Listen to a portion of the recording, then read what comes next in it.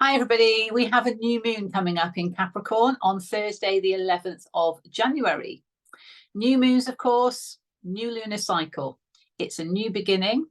It's all about our manifestations and intention settings for that cycle. And with it being in Capricorn, there is a grounded energy to this, but also it's quite an intense energy because we've got a lot going on in Capricorn. Capricorn is a cardinal sign, so this is about kickstarting things, getting things in motion. And because Saturn rules Capricorn, there's no messing around. It can be quite harsh energy because of that. But there is a regimented approach, a structured approach, and rules that come into play. It's also very kind of business focused as well. So for this particular new moon, it may resonate with you that it's, particularly driven on business orientated goals. That could be where your manifestations or intention settings come into play. But if not, it could simply be about the rules that you're wanting to set for your own life, the structures that you want to put in place going forward because of everything that's preceded this point, where you are on your healing journey, where you are on your transformation journey, and taking all that into account because things have changed. We are always evolving, of course, but things have changed and realities are becoming different. So we need to sort of ebb and flow with that, but also make sure we've got the rules and structures in place that are aligned with our soul's values. Now, Saturn is, of course, in Pisces, as we know. So he has been in that sign since the 7th of March, 2023. Really calling for us to get in alignment with our spiritual truth because he is in Pisces, the house of the divine. So our spiritual truth, anything that's not in alignment with our core spiritual truth at soul level, we're having to learn lessons about this, cleanse karma. Saturn also rules karma in order to get in alignment with our spiritual truth. It's quite intense because it could be lesson after lesson after lesson. Karmic returns have been a big part of this, further lessons or perhaps blessings from where lessons have been learned previously and wisdom has been gained and so forth. So without kind of going on a bit of a, sidetrack with that in itself, because I know I've mentioned that sort of previously, it is really about honoring our spiritual truth, but in a focused way with that Capricornian energy. And because we're in Capricorn season at the moment, we are in the zodiac season of that cardinal energy, and it's also earth energy as well. So what do we want to see in our reality?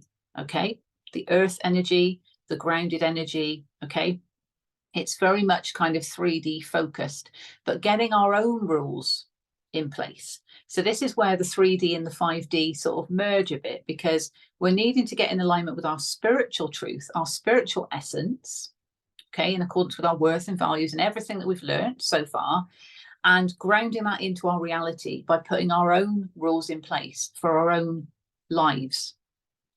And that's very important. It's also feeding into that sovereignty healing journey that's going on with Chiron in Aries. So that's collectively. And, how we're moving forward on our path towards our purpose in that way as well, with the Aries energy of that sovereignty, being that warrior spirit within. Well, of course, as a sovereign being, we're wanting to set our own rules, aren't we? Because then we are the leader of our own life, truly. We're not just accepting rules and structures that other people have imposed on us that are not serving us. So discernment comes into play with this as well.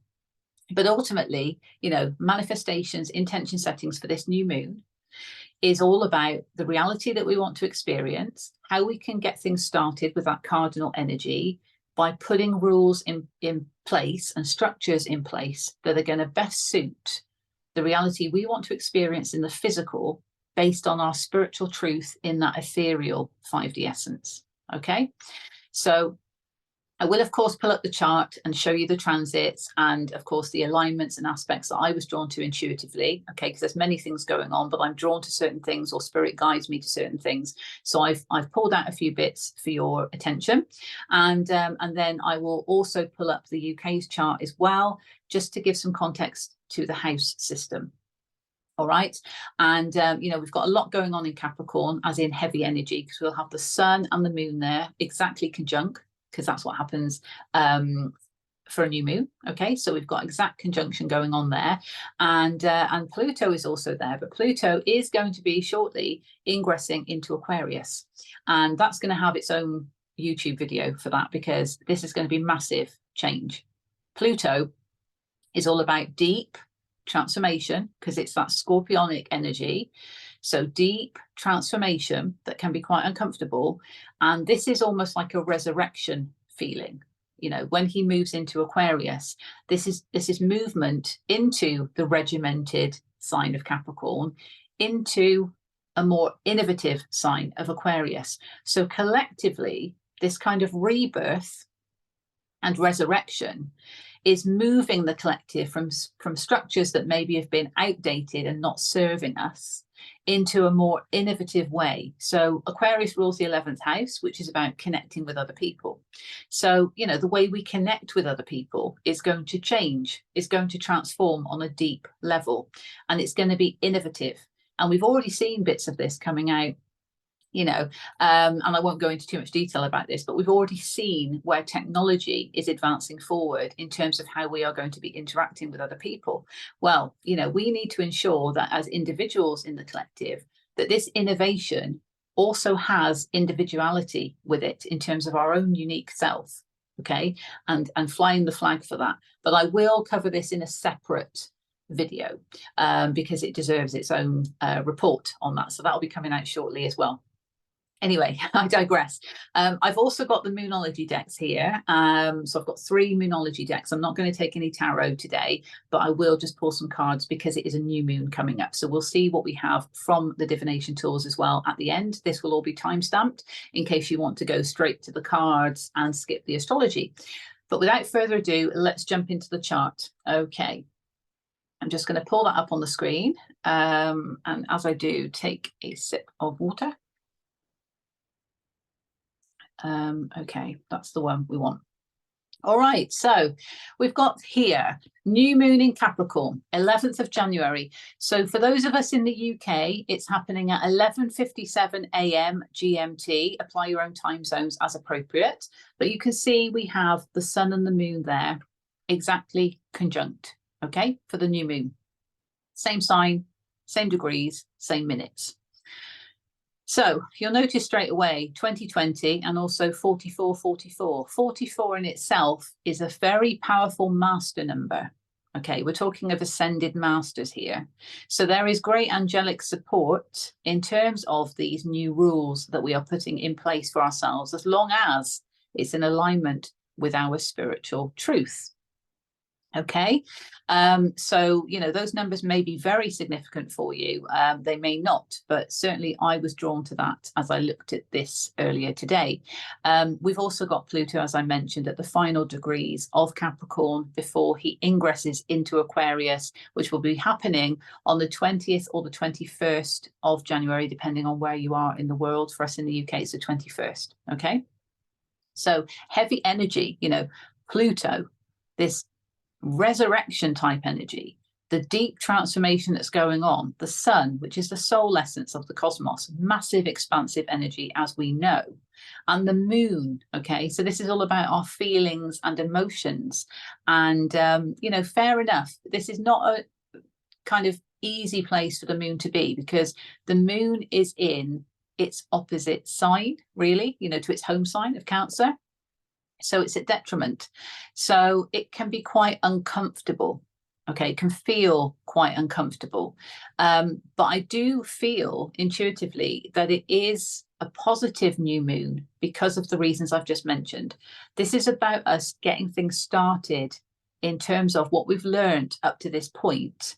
And, you know, we've had to get things started before, but this is why, you know, it's a new lunar cycle. It's a new beginning. So we need to start this new lunar cycle with that energy of cardinal energy to kickstart things, because we want to be regimented in our approach with this.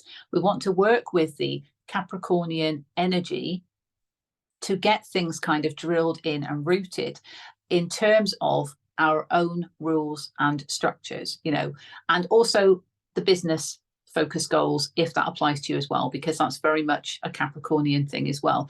It can be quite, as a sign, you know, Capricorn can be quite devoid of emotions. So taking the emotions out of it and just focus. Okay. Now, we need a bit of emotions in it. Obviously, we need to flow with our emotions. We need to understand how we feel about things in order to drive us forward in our motivations, you know, and certainly listening to our intuition, which is feeling into things, feeling into the soul. But this is having that approach then of going, okay, I've received that information from the soul, and now that's it. I've got to not let anything distract me. I need to move forward in a focused and regimented way. So that's really how it's coming across to me. Okay. And this is, you know, my interpretation of the astrological data, of course, on an intuitive level and the channeled insights I get from spirit. Okay. So that's where we have the sun and the moon. And, you know, there's many different things going on that I was drawn to. And, you know, you'll see the lovely kind of triangle that's standing out in the middle. And what I will say, first of all, is we've got the sun and the moon in trine, okay, to Juno. Juno is also in trine to Uranus, and Uranus is still currently in retrograde, but by the end of the month, I think it's the 27th, Uranus will then station direct. Okay, so this month of January is profound when it comes to the transformation and change that we're going to see. It's going to be big. Okay, but at the moment, you know, at the time of this new moon, still retrograde. So there's still that introspection when it comes to our worth and values, Taurus, in terms of where change and innovation is needed. Okay, because Uranus rules Aquarius. So there's also that trine going back to the sun and the moon. So those are all in trine. Okay, so that's a harmonious alignment. And with Juno, Juno is connected to love, marriage, committed partnerships. Okay, so it doesn't have to be marriage if that doesn't resonate for you. It doesn't even have to be necessarily a romantic connection. It could be a connection or a partnership that does have love at its core. Okay, and if we're all operating from a place of unconditional love, that would be everything, and everything would be lovely and rosy. So take it as it applies. And you know, Juno is currently in Virgo. So definitely, you know, let's get things in order here when it comes to our partnerships and that essence of love, not only that we can give ourselves, but that we can share with another. Okay, so this trine is lovely because, of course, you know, we're wanting to get things done. We're wanting to put rules and structures in place, and that might involve a loving partnership of some kind. It might involve a commitment of some kind, and it doesn't have to be a commitment as in a ring on the finger.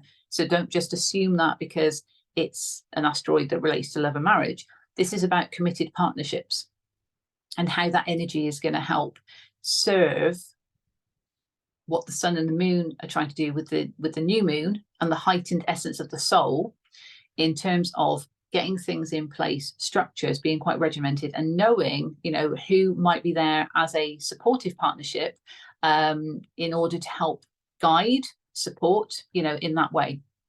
And that is automatically, by way of this trine, facilitating change, facilitating innovation, and worth and values come into this as well. So, of course, if we're aligning with those people, okay, with whom, you know, we share values and, you know, we have that sense of worth, then, of course, this is going to be extremely harmonious, okay? But Uranus is still in retrograde, so we're still potentially introspecting about this and needing to discern where those partnerships are in play.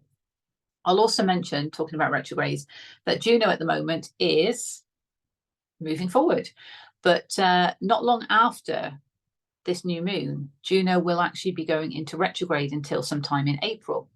So then between that time, which will be the 12th or the 13th of January, and it's the 13th for the UK, up until a point in April, I think it's around the 21st, 22nd, that period of time is going to be Juno in retrograde. So, you know, introspection on partnerships, introspection on our commitments.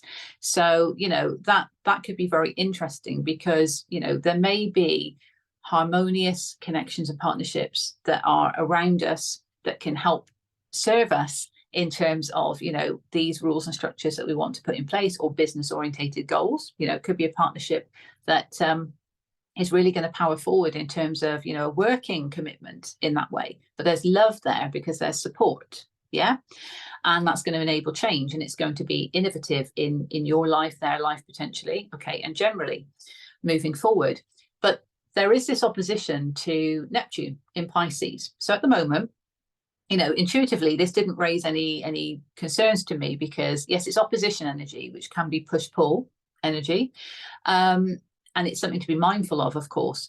But it feels to me like this is where perhaps, and this is probably going to make me sound like a hopeless romantic in this way, but the dreamy essence of Neptune and Pisces, you know, that spiritual essence, but the dreamy creative side, okay, that could be perfect, you know, for particular partnerships coming together where that creativity can flow more.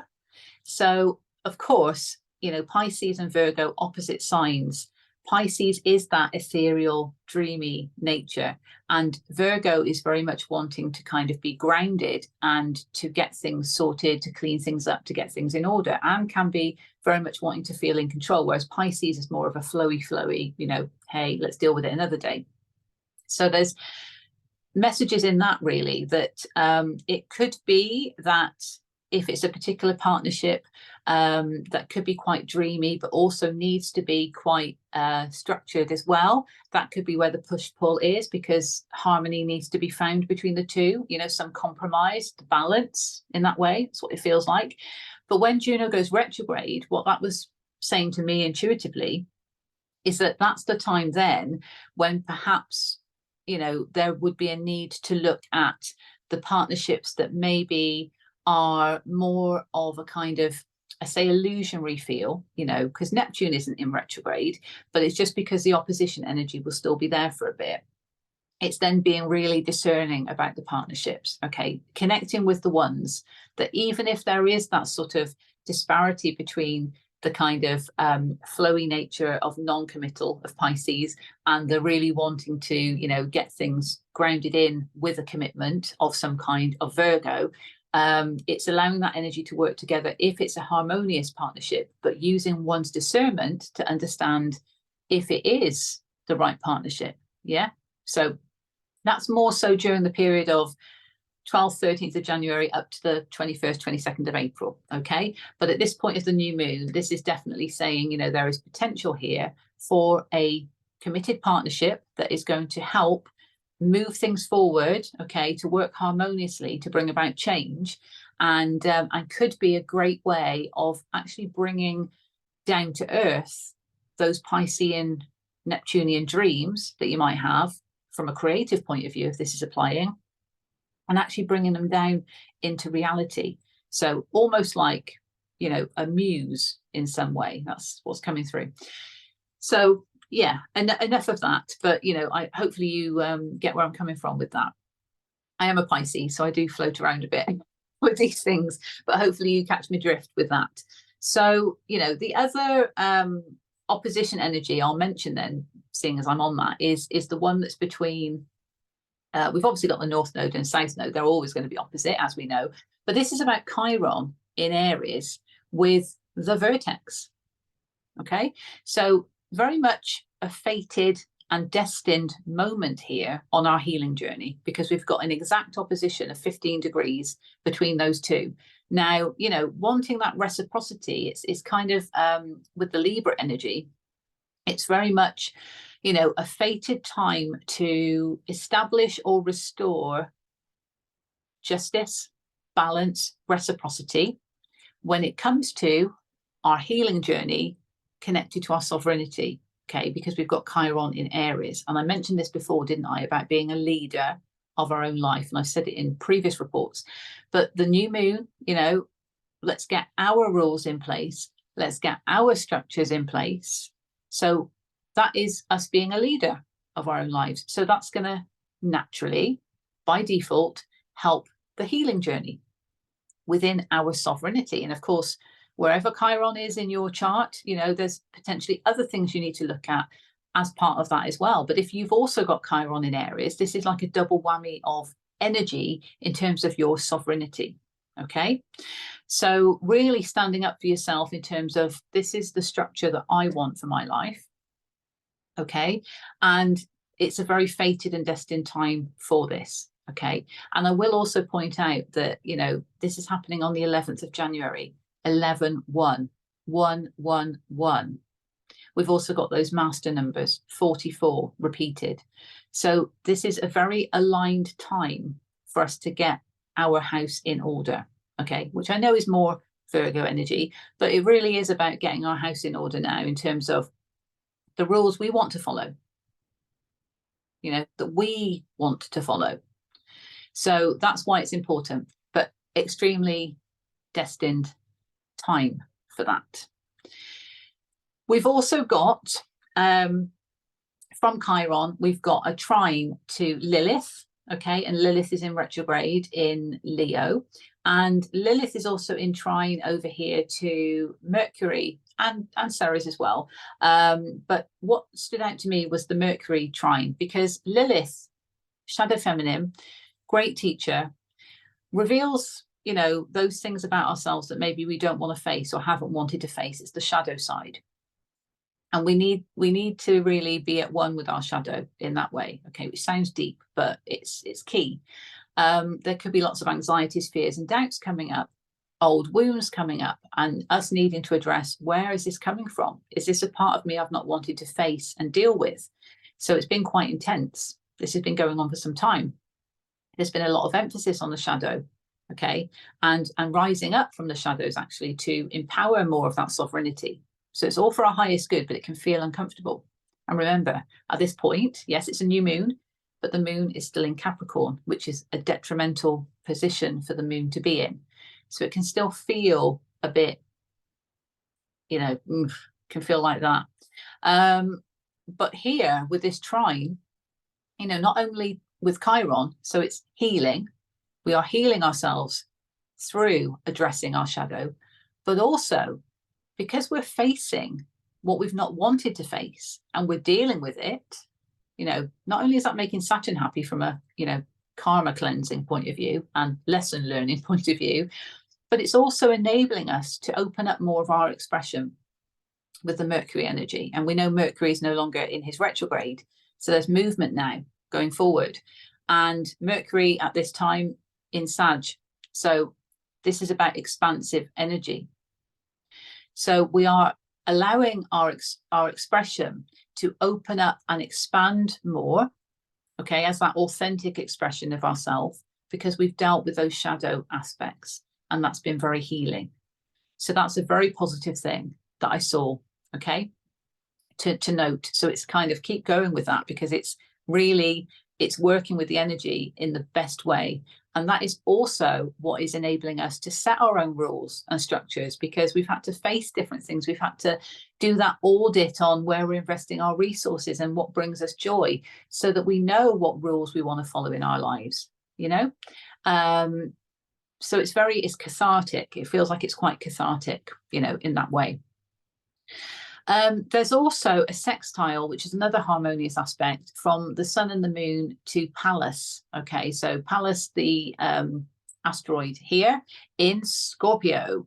So when I saw this, okay, because Pallas is kind of like love and beauty, it's akin to goddess Aphrodite energy, and she's in Scorpio, so that's quite a deep place to be.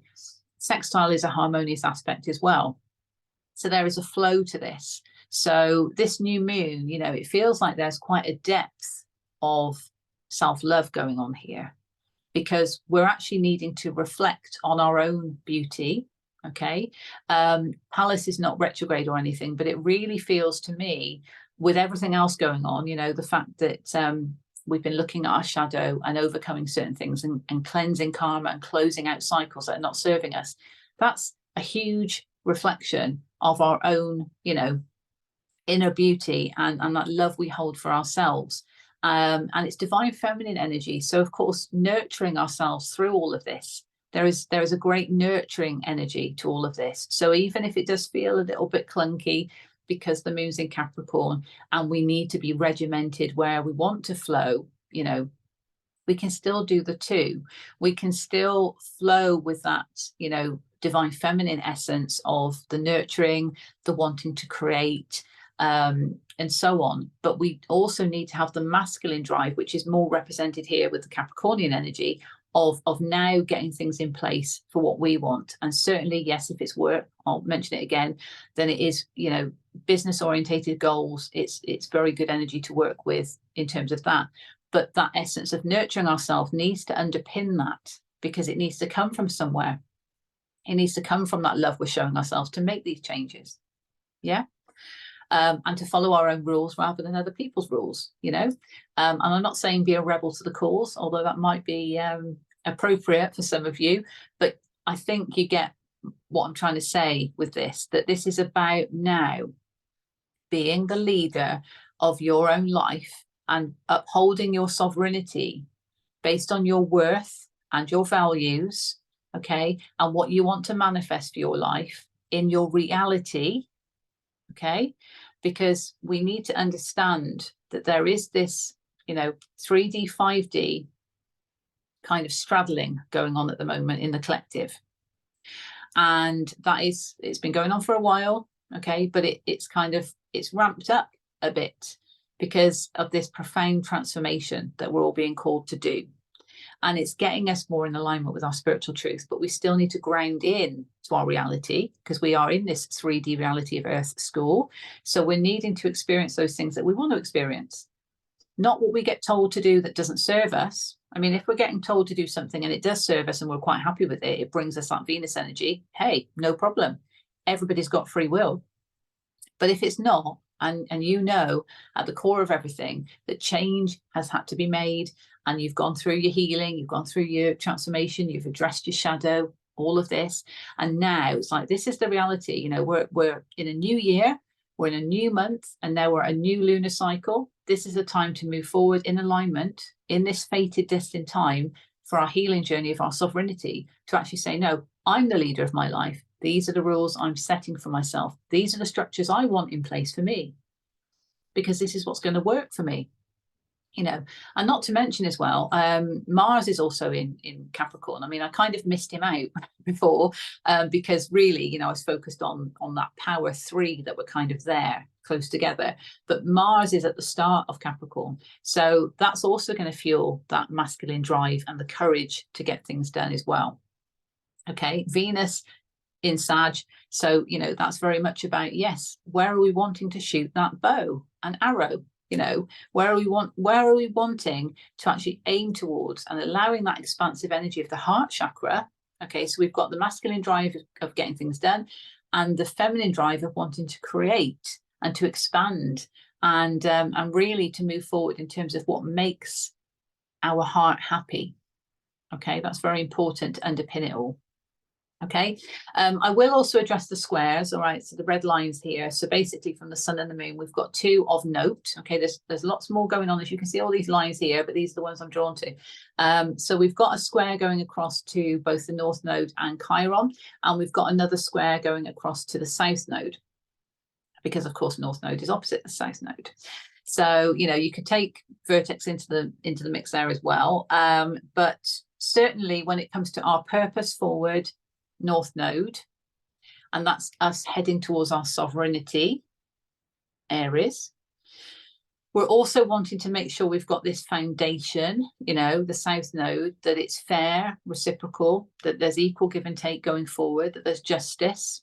Okay, there's nothing unjust about it, because we're cleansing karma, and also establishing from past life connections, which a south node can bring forth into this lifetime, you know, where we do want to now cleanse that karma from past life relationships and connections and situations, in order to lay that foundation of fairness going forward. Okay, and that's part of the Saturnian lessons as well. So it all links together. You see how it all fits together.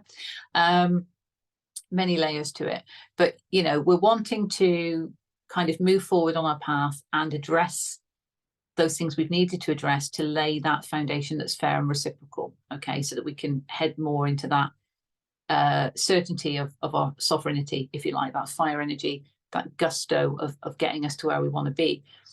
And we're healing that, as we know. But with the square, it could just be saying that there's kind of challenging energy to this, and that could be mainly because the moon, you know, is in Capricorn in a detrimental position, because it might feel that we're not really achieving much when it comes to our purpose, or we might feel like we've still got lots of karma to cleanse, and it can be quite uncomfortable.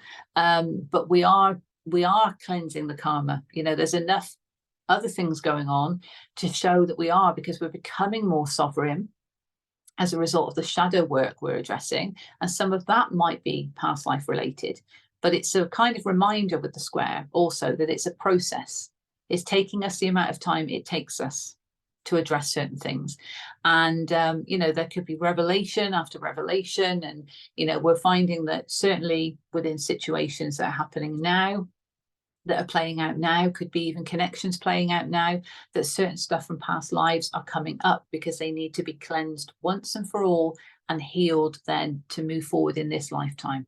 Okay, so repeating patterns is something that might have been coming up. And of course, now Sun and Moon there in Capricorn with Pluto at the final degrees, it's kind of saying, let's clean house now. You know, Pluto's kind of like, let's clean house now and get this stuff sorted before I move into this sign of innovation. Because when he moves into Aquarius, he's going to be there for about 19-20 years. At the end of the year, there will be a period of retrograde, and he will move back into Capricorn to clear out any kind of sludge that's still there when it comes to systems and structures and regimented beliefs that don't serve us. And then we'll move back into, you know, that innovative sign. But we need to understand this is massive change that's happening. So we've got to get ourselves in line for this change. And a lot of that has been facing, you know, certain amounts of karma and karmic situations that have been coming up that you might not have even known have been that at the time, but have since been revealed to you that that's been the case. So there we have it. Okay, so that's all I'll mention on that chart. And what I'll do now, I will stop sharing, and I'm going to then pull up the UK's chart. Okay. To give some context for the house system. Okay. Right, so here we go. So inner wheel is the UK's natal chart. Outer wheel is the new moon as an event. It's a freeze frame of the cosmos at the time. Okay, and I know I say this all the time, but I've got a smaller circle to work with. It can look a bit messy, but those are basically the aspects that I've just mentioned to you on the other chart. Okay, but first and foremost, the moon here with the sun. So the new moon is happening in the 6th house for the UK. So that is regarding daily routines and schedules, where we have service to people and well-being as well. So, you know, and Pluto is still there at the moment, but, you know, he will move into the 7th house, and that's relationships with people, places and things. So it's going to be a massive change when it comes to our relationships with people, places, things. Okay, when he does move into Aquarius and crosses that border into the 7th house, if you like, for the UK's chart. All right. So, you know, at the moment, he's kind of cleaning house in terms of our daily routines and schedules. So when I mention about rules and structures, well, some of what you might want to change could relate to how your daily routines and structures are, daily routines and schedules, because that is a structure. So that could be very relevant for you at this moment in time. Not only that, putting rules in place, think of boundaries as well, you know, where you are of service to others. So where boundaries have maybe been needed and now you can kind of power forward. The tricky thing is being devoid of emotion with that, with the Capricornian energy, in order to put boundaries in place. But it's recognition of your soul's truth, you know, in terms of what you need. What are your values? What are your rules, okay, for your own well-being? So it's very prominent in relation to that. Okay, and that trine with Juno, you know, is in the 3rd house, and also the trine with Uranus is in the 11th, which is actually, you know, Aquarius's house. So this is about connections with others, and the 3rd house is about expression. So of course, you know, those harmonious partnerships or commitments that could be coming up may already be around. Could be really serving us in terms of our expression, okay, and in terms of what we want to change when it comes to whatever rules, structures, business focused things we want to put in place, boundaries, whatever it is. So those committed partnerships are going to help us in our expression with that, but also when it comes to connecting with other people. Okay, that's how that could work. And there is also the trine, which is Lilith in the second house. My line hasn't quite gone in the right place there, but in the second house, okay, that's where she is, and she's actually conjunct the UK's natal Neptune, 2 degrees difference there. So that's in the second house of worth and values, but the trine is going across to Chiron, of course, in the 10th house of inner authority, also work, also social status. So by addressing the shadow aspects when it comes to our worth and values, i.e., don't feel worthy of this, and maybe what are my values, having to look at the shadow aspects of that, having to look at any deceptive energy, certainly here because of Lilith being on top of Neptune, and how that's been helping the healing journey within our inner authority, becoming stronger as a result. And also social status, how people will then be seeing us because we are stronger, we are more sovereign, we're going to give off more of that leadership vibe, aren't we? And in work, could be particularly to do with that, our worth being challenged or our values being challenged, okay, when it comes to work situations. But now, because we've addressed the shadow aspects, there is a harmonious alignment, which is saying it's been very healing to go through this process and necessary in terms of movement towards the purpose, really. Okay, and certainly I'm just drawn to the North Node being conjunct the UK's natal sun, 1 degree off there, soul essence of the UK. So very much purpose driven there in terms of sovereignty. Okay, we do have a monarchy, of course, so that does make sense, doesn't it? But there we are. So we have also got those oppositions that I mentioned. So with Juno being opposite Neptune, Neptune's in the 9th house, and we've got obviously, Vertex there with that exact opposition to Chiron in Aries in the 10th house. So when it comes to those partnerships, within the expression, this is about what we're learning and discovering, 9th house, okay, in terms of what our dreams are, Neptune, and how the partnerships that are going to serve us going forward are going to enable us to express that in our reality. Okay, that one's quite simple. And then Vertex, fated moment, within our foundations at our very root when it comes to our healing of our sovereignty and where we're heading towards. Okay, but just knowing with the opposition energy, that push-pull energy. So yes, it's fated, but it might be uncomfortable to deal with, but it's fated, so it's happening at the time it's meant to happen. Okay, just like with the Neptune, okay, these dreams, well, now I've got to ground it into reality, but the partnerships, the commitments that are going to be serving you are going to help you ground those dreams into reality. Okay, might feel challenging, but that is where we can use the energy to work for us. Okay, and because of the other harmonious aspects going on relating to that, the Sun and Moon also in sextile to Pallas, and Pallas is in the 5th house of love.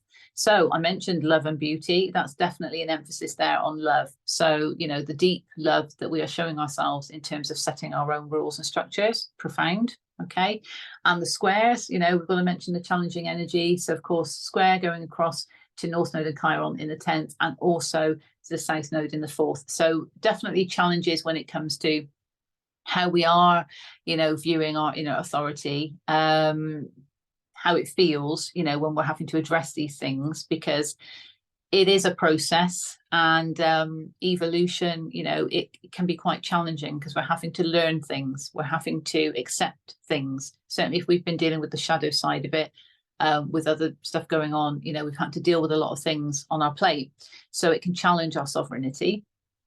But also, in terms of the new moon needing to manifest and set intentions around our kind of business orientated goals, or simply to do with our rules and structures, okay, we might not feel strong enough to do it, but actually we are, because everything else is saying, look, there's empowerment here of our sovereignty, because we can set our own rules. It's just having the faith and courage to do that, because of, you know, needing to potentially still close out a bit of karma, maybe because of the South Node also being in square to the Sun and the Moon.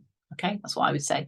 But we have got, you know, with Lilith and the trine to Mercury, and Mercury is over here, just in the 6th house there. You know, it's still very much, by addressing our shadow side in terms of our worth, it's actually enabling us to open up where we are of service to others. Perhaps we're expressing ourselves more in that way. And if we're putting boundaries in place, that expression is really going to be helped by what we've addressed in the shadow side. Yeah. Understanding what's held us back from expressing things before, where maybe boundaries have needed to be put in place, where we're being of service to others, and where we've maybe not felt able to. But now, because we've addressed the shadows and we've understood why we've been holding ourselves back from expressing the truth, okay, this is now saying that's helping us now move forward, because we've learned through that, we've ascended through that, and there can be that expansion of expression. But also with regards to daily routines and schedules, you know, the shadow side of us might have revealed that we have a certain habit, like a daily habit, that's not been serving us, and that realization of that, but needing to make a change. However, we've been attached to it. You know, now this is kind of like our expression of our authenticity. When we think of it on a deep level, our full expression of self can open up now in terms of what we do on a daily basis, because we've addressed those things that we needed to look at. And not only that, you know, Mercury is also about, you know, our thoughts as well, because it's communication and expression. It can also relate to travel as well, just FYI. But, you know, here with thoughts and communication, that's, our thoughts are how we communicate to ourselves. So we need to also recognize that potentially we're expanding the way we're talking to ourselves on this quest, because it's Sagittarian energy.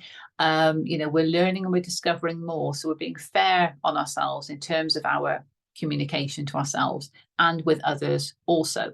And that is what is serving our well-being, which is also 6th house as well. And notice that the UK's natal South Node is there in the 6th house, admittedly in Capricorn at 0 degrees. But, you know, this could be very cathartic in terms of healing with past life karma and stuff like that.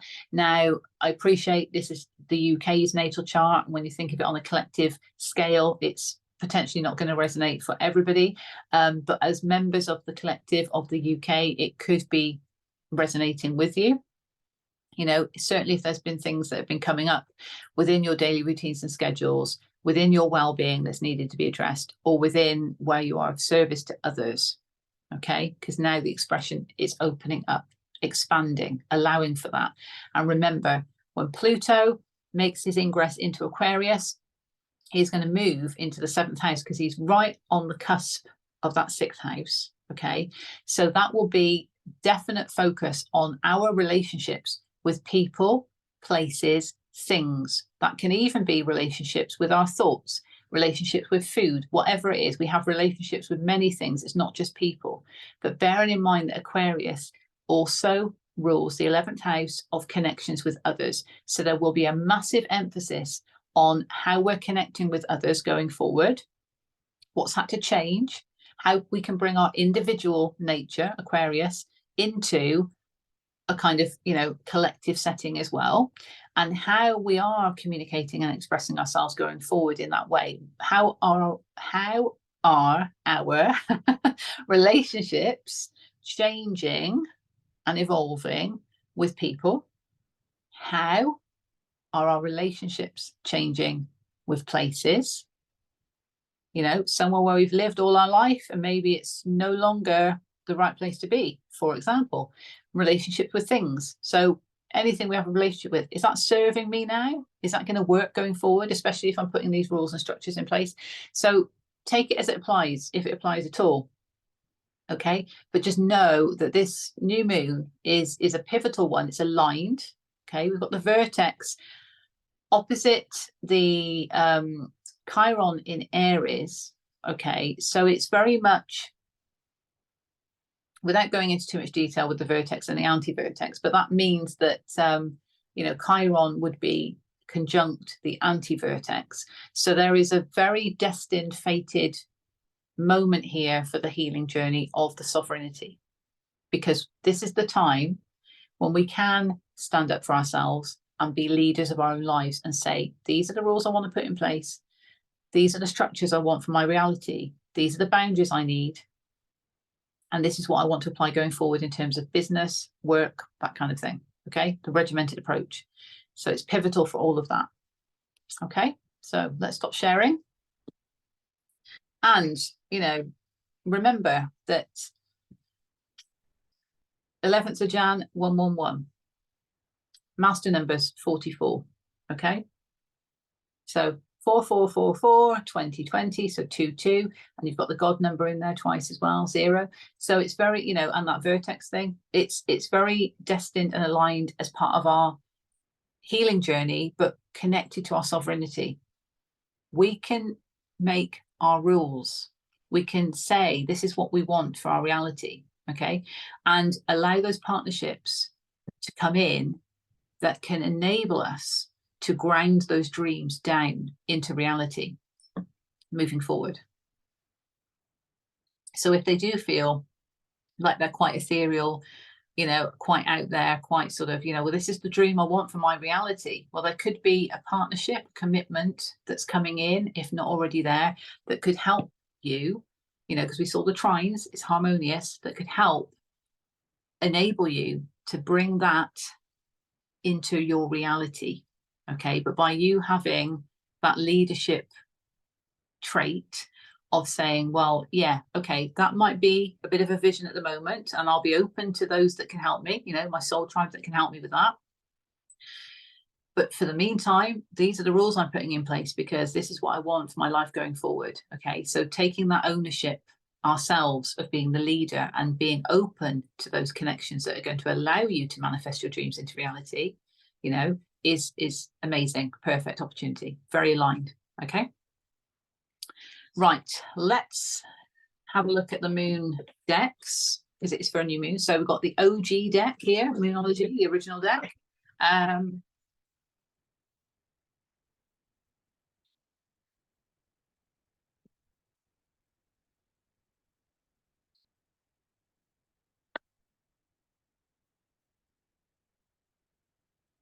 Okay.